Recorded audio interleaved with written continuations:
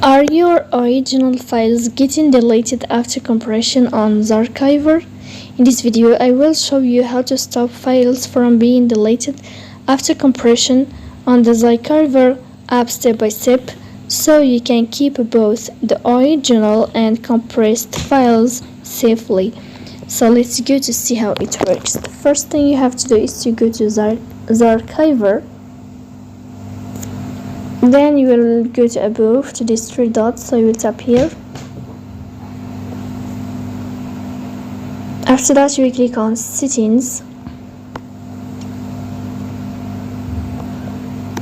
and then in this list you will go to general settings, and here in this window you will find this page and you will find this sign here. We click.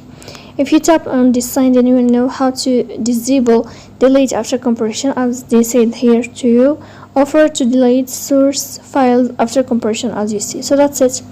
If you are enjoying watching this video and if this video is helpful for you, don't forget to support us by like and subscribe. See you next time.